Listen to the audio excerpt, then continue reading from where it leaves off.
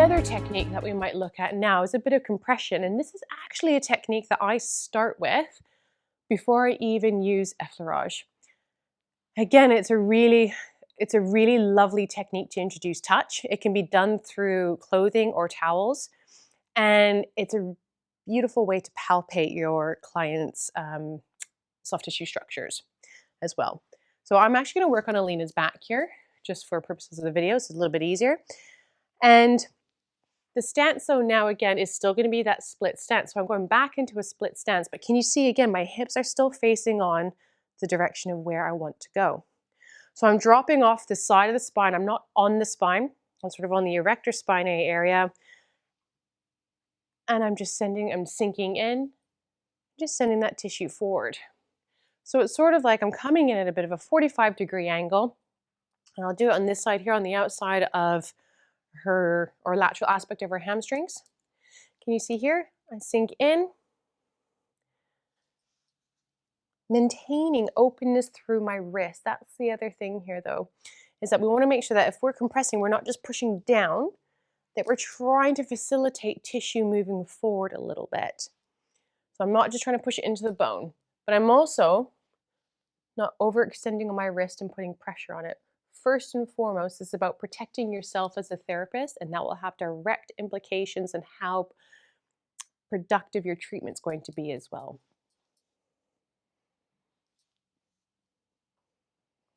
Compression can be used anywhere as well on the body, so it's a really versatile technique. You can do it transversely across tissues, you can do it longitudinally, it's up to you. As I move around the bed, as you can see, still maintaining contact with my client, and using my body weight, again, going back to those body mechanics in that video that we covered earlier, using my body weight to apply and take up my depth in my compression here. So then also as well, with compression, there are other applicators that you can use with your compression. You can also use a bit of forearm, or you can use, for lack of a better description, a soft fist. So what I'm talking about with regards to the fist is that if you're finding areas that you'd like to work with, especially say around the top of the glutes, if I try to apply pressure here, it becomes a little bit awkward, as well as I'm having to really extend my wrist to apply pressure. So instead, I'm going to just create a gentle soft fist. It's not hard white knuckles. And I'm going to keep integrity and openness through my wrist here. Again, though, as you can see, I'm still going to be pushing off with my back leg. You may have noticed this time now, though, I'm not using my arm that is closest to the table, which is what I've been talking about previously in this video. However, I am using the hand that's furthest away, but can you notice, you might not be able to see it, but I've moved away from the bed quite a bit, and the angle in which I'm at the bed, I'm not up next to it, I'm sort of a bit further away at about a 45-degree angle. I'm working with the top of the glutes here and just sinking in gently, using my leg, pushing off my back leg to sink into her tissue here. Dropping off that iliac crest and around the pelvis, soft fist.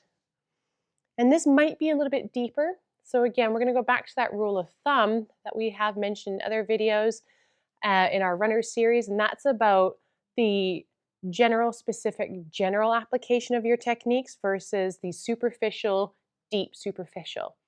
The compression, for instance, this is quite a broad, general, superficial technique, but if I start to use my fist, it becomes a slightly deeper and more specific version of the technique. So I need to slow down to allow the tissue to let me in.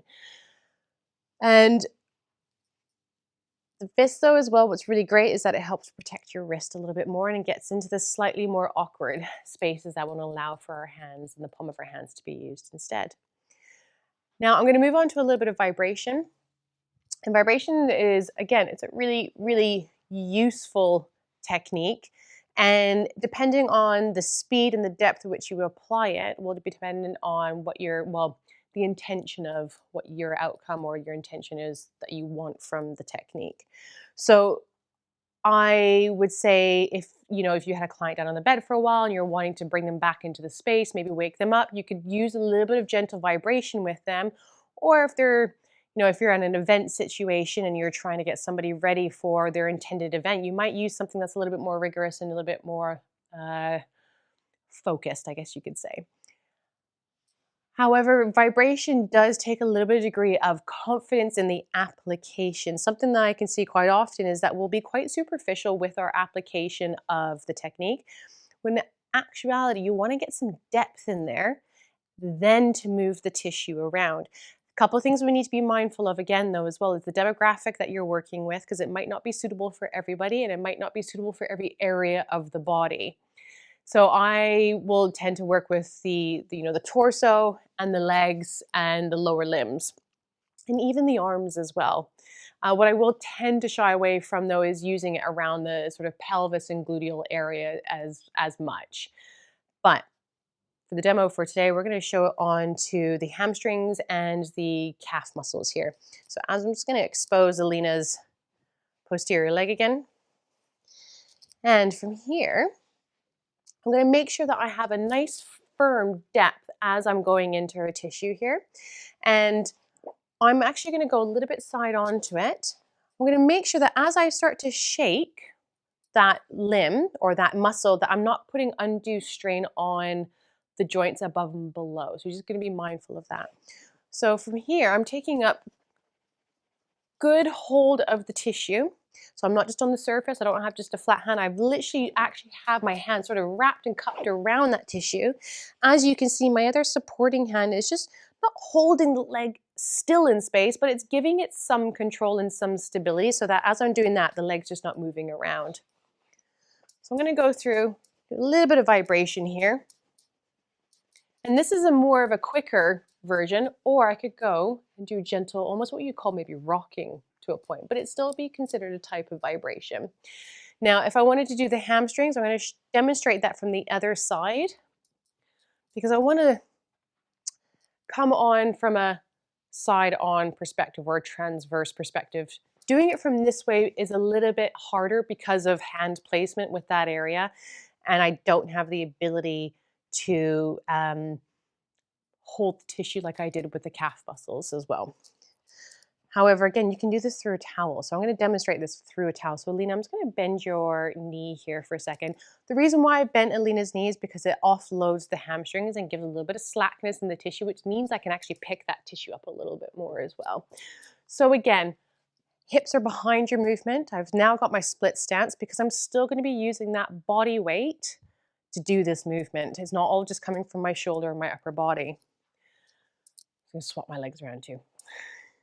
So from here, I'm stabilizing her leg and I now have hold of the hamstrings.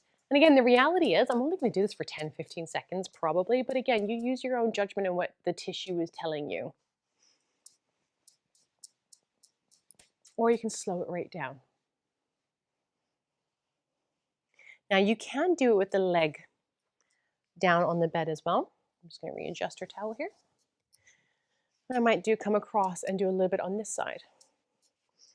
But again, I'm going to go slower. I can't get as much depth because there's a little bit of tension on that hamstring. So I'm just going to take my time with it. So that's a whistle-stop tour of our foundational techniques, much of which we teach a much greater depth on our level 5 diploma course, but also cover some of these techniques in our introduction course here at North London School of Sports Massage. I hope you've enjoyed watching this video.